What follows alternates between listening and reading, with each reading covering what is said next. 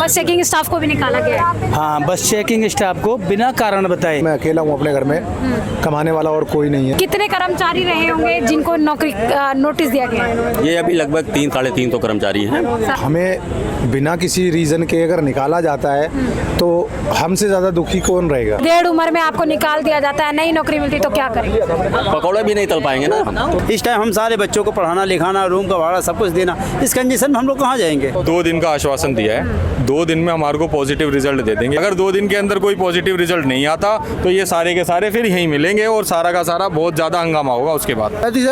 पूरा स्टाफ है, ये कहाँ जाएगा 19 जून के बाद।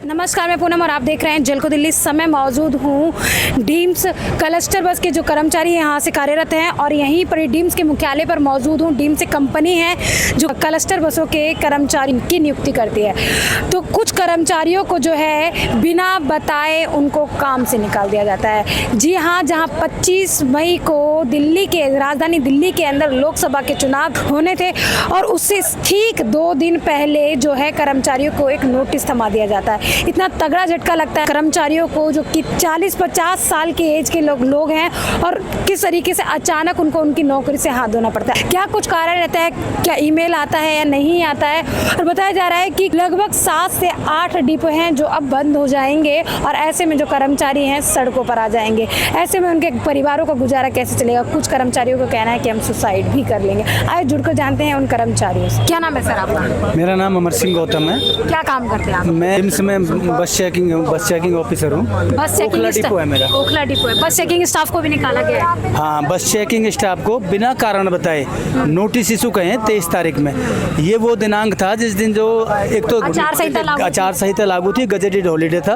वो कारण किसी को नहीं बताया गया कि क्योंकि सभी अपनी अपनी उत्कृष्ट सेवा दे रहे हैं। 10-12 साल कंपनी को अपना उत्कृष्ट दिया है, उसके बावजूद भी बिना कारण बताए नोटिस दे दिए। उस संदर्भ में जो कर्मचारी के अंदर आक्रोश है, गुस्सा है और वैचारिक उग्रता उनके अंदर बनी हुई है, उसी संदर्भ में आज हम अपने हेड ऑफिस जो शास्त्री पार्क के अंदर है मिलने आए थे। 350 की संख्या में लोग पहुंचे थे यहाँ हेड ऑफिस, लेकिन 10 लोग जो प्रतिनिधि कर रहे हैं अपने अपने डिपो का, एक डिपो से एक आदमी अंदर गया था इसी बात पे चिंतन मंथन करने की सर आपका जो कर्मचारी है, जो नियमित कर्मचारी है, वो रोड पर है, लोगों में आक्रोश है, गुस्सा है।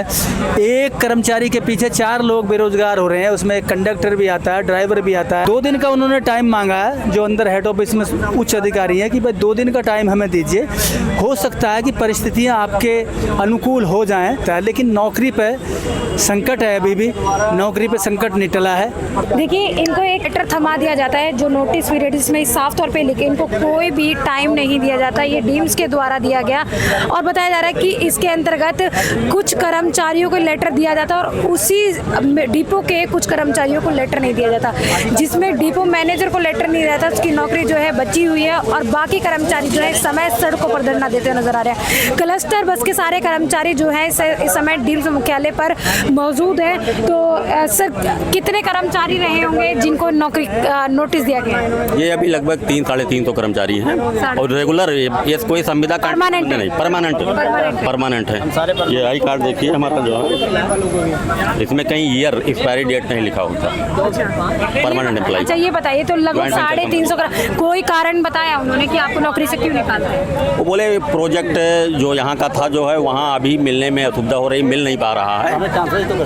1 मिनट, ये रीजन बताया जो है। तो हम लोगों ने बताया कि इसके पहले भी जो है इनका प्रोजेक्ट बंद हुआ है, तो कहीं ना कहीं से उठा करके यहाँ आरटी डिपार्टमेंट सबसे बड़ा डिपार्टमेंट है जिसमें हम लोग हैं, रोड ट्रांसपोर्ट, वहाँ एडजस्ट किया है। तो हम लोगों ने कहा यहाँ हरियाणा प्रोजेक्ट है, अदर जगह है, जल बोर्ड है, आपके पास रेलवे है, तो कहीं ना कहीं एडजस्टमेंट करिए जो है। तो इन सब सारे बिंदुओं पे बातें। 1.5 उम्र में आपको निकाल दिया जाता है, नई नौकरी मिलती तो क्या करेंगे? पकौड़े भी नहीं तल पाएंगे ना, पकौड़े नहीं तल पाएंगे और सारे लोग पकौड़े तल लेंगे तो खरीदेगा कौन? ये सब कुछ नहीं जो है, इधर रास्ते में जो है कोई नहीं है। अब ये सरकार समझे। एक व्यक्ति कह रहा था मैं मर जाऊंगा, अभी मिला था। देखिए, जाहिर सी बात है कोई आदमी डिस्प्रेशन नहीं सह पाएगा जो है। बहुत ऐसे आप देखते हैं अचानक जो है कोई सह लेता है। अब कुछ लोगों ने भी घर तक नहीं बताया है, कोई किसी के माता पिता हार्ट पेशेंट हैं, अभी घर तक उसने सूचना नहीं दिया कि अचानक अगर ऐसा बता दूं कहीं ऐसा ना हो कोई बात हो जाए। अच्छा, ये जो नोटिस आया है, क्या इसके अधीन सिर्फ बैकएंड स्टाफ को ही ये नोटिस दिया गया है? क्या क्लस्टर बस कंडक्टर है या ड्राइवर, उनको भी नोटिस जारी किया गया है? FC के डिपो होते हैं ये जो आप नहीं समझ रहे हो, आपकी बस है, आपकी बस में 4 एम्प्लॉई हैं एक बस पे, आपने बस हटाई, 4 के 4 एम्प्लॉई गए, जब हम ही चले गए तो फिर सारे बेरोजगार हो गए ना। जो उनको भी नोटिस दे दिया गया है, नोटिस उनको बहुत पहले दे दिया गया है। तो अभी हमें भी इस बारे में कोई भी जानकारी नहीं है। वो हमसे पूछते थे बेचारे, उनको तो बहुत पहले बता दिया गया था वैसे कि भाई ये, हाँ, ड्राइवरों को और उनको कंडक्टरों को तो जब ही बता दिया था। ड्राइवरों को तो हमें फिर भी आश्वासन देते रहे कि भाई तुम्हें ड्राइवरों की तो जरूरत होगी जब बस चलाने के लिए कोई ना कोई तो चाहिए। DTC के नहीं आएंगे सारे, हम कहाँ जाएंगे? अभी 47 साल की उम्र, 40 साल के एज में 50 साल के समथिंग में जो पहुँचे हुए हैं, इनके पास कहाँ रोजगार? या इस टाइम रोजगार अगर दिया भी जाएगा, सरकार देगी भी या कोई भी दे, 18-20 साल में जो नए लंबी घोड़ी के उससे सफ़र करने उनको देगा, जो लास्ट टाइम उनको दिया जाएगा। इस टाइम हम सारे बच्चों को पढ़ाना लिखाना, रूम का भाड़ा सब कुछ देना, इस कंडीशन में हम लोग कहाँ जाएंगे? क्या बात हुई आज? मैडम आज ये बात हुई है, 2 दिन का आश्वासन दिया है, 2 दिन में हमारे को पॉजिटिव रिजल्ट दे देंगे। अगर 2 दिन में कोई रिजल्ट नहीं आता तो ये जितने भी एम्प्लॉयज़ हैं उनको जो हमारे अदर प्रोजेक्ट है, जैसे दिल्ली जल बोर्ड है, रेलवे है, उसके अंदर मतलब हर किसी की क्वालिफिकेशन के अकॉर्डिंग उसको वहाँ पे मूव कर देंगे, शिफ्ट कर देंगे, ट्रांसफ़र कर देंगे। क्या लगता है जो आश्वासन दिया वो पूरा होगा? मैडम लगता है कि 2 दिन में हो जाएगा। जिस तरीके से हमारे अधिकारियों ने हमसे बात करी और आश्वासन दिया, लगता है कि काम हो जाएगा। कितने अभी बता रहे हैं कि ड्राइवर को भी नोटिस दे दिया गया? मैडम ड्राइवर, कंडक्टर सभी लोगों को नोटिस मिला हुआ है, इवन जो वर्कशॉप के एम्प्लॉयज़ हैं उनको भी नोटिस मिला हुआ है। लगभग कितने लोग होंगे? लगभग अगर बात करी जाए तो हर डिपो से 1000 या 2000 व्यक्ति हैं। आज इन लोगों ने जो बात की है, डीम्स मुख्यालय में बात हुई है इनकी कि आगे इनकी समस्या का क्या समाधान होगा। तो बताया जा रहा है 2 दिन का टाइम दिया गया है, आश्वासन दिया गया है कि कहीं ना कहीं इनको जो है शिफ्ट कर दिया जाएगा, या जल बोर्ड में या अन्य किसी जैसी इनकी योग्यता रखते होंगे उन्हीं के अनुसार इनको काम दे दिया जाएगा।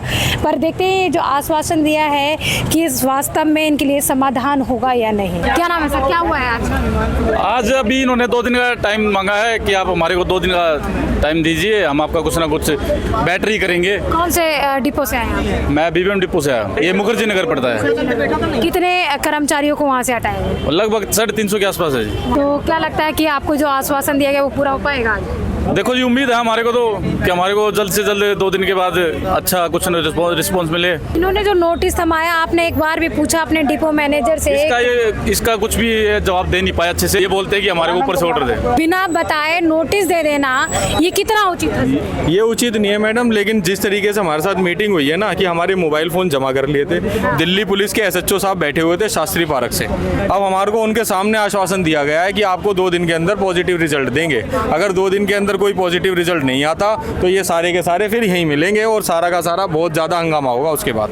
किस तरीके से मतलब इन्होंने बोल दिया कि हम दूसरी जगह शिफ्ट कर देंगे, और अभी अचानक से नोटिस दिया? नोटिस देने से पहले प्लान करना चाहिए। बिल्कुल करना चाहिए था पहले प्लान। अब ये ऊपर वाले जो अथॉरिटी है, जो ऊपर हायर मैनेजमेंट बैठी हुई है, ये उनकी मैनेजमेंट फेल हो गई बिल्कुल ही। जैसे पहले प्रोजेक्ट बंद हुए तो उन्होंने ट्रांसफ़र किया, लेकिन अब हम लोगों को ट्रांसफ़र ना करके सीधा का सीधा नोटिस दे दिया, बाहर कर दिया। जहाँ ड्राइवर, कंडक्टर और बैकएंड स्टाफ पूरा सभी लगभग 10 से 15 हज़ार लोग होंगे। 10 से 15 हज़ार नहीं मैडम, हर डिपो से कम 4 से 5 हज़ार रुपये, 4 से 5 हज़ार एम्प्लॉई है। अगर 7 डिपो बंद होते हैं तो कम से कम 35-40 हज़ार एम्प्लॉई बैठेगा, तो वो सारा का सारा अनएम्प्लॉयड हो जाएगा।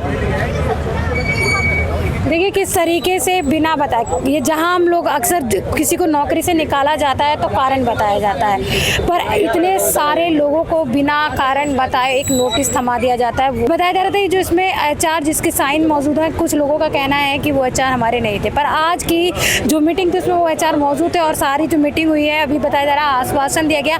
अभी आश्वासन इनका समाधान बनेगा या नहीं, देखने वाली बात रहेगी। क्या नाम है आपका? मेरा नाम राहुल शर्मा है, सिमापुर डिपो से हूँ, टिकट चेकर। हम लोग गए थे अभी ऊपर ऊपर 10 लोगों में से हमारी भी गिनती थी और हमने बात की उन्होंने अफसरों से कि हमारा ये मामला है। बात जो हमने की कि हमें आप रिटर्न में दीजिए 2 दिन का या 3 दिन का, तो हमें रिटर्न में भी नहीं दिया गया। हमने बोला कि हम वीडियो बनाएंगे इसकी एविडेंस के लिए कि जो आप बात मुक रहे नहीं, तो उन्होंने वीडियो भी नहीं बनाने दी, जबकि पुलिस वालों ने प्रेशर डाल के हमारा फ़ोन जमा करा दिया था वहाँ पर। तो क्या पुलिस वालों को क्या रोल है इसमें? जब अफसरों की बैठक हो रही है, हम डीम्स के एम्प्लॉई हैं, वो डीम्स के अफसर हैं, तो क्या पुलिस वालों को क्या राइट है कि वो हमारा फ़ोन जमा कराएंगे?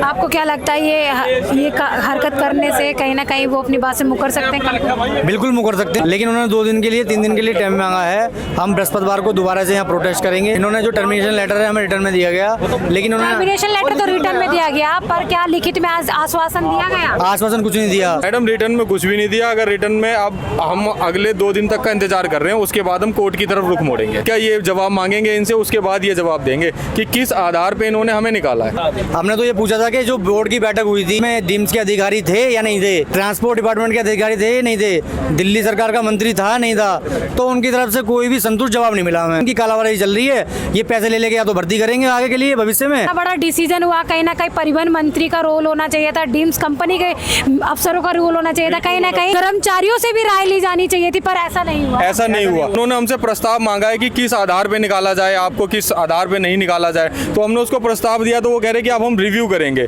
अब इतनी बड़ी हायर अथॉरिटी है, वो पहले से बैठी हुई, वो क्या कर रही थी? सो रही थी, इसका मतलब अब रिव्यू करेंगे वो?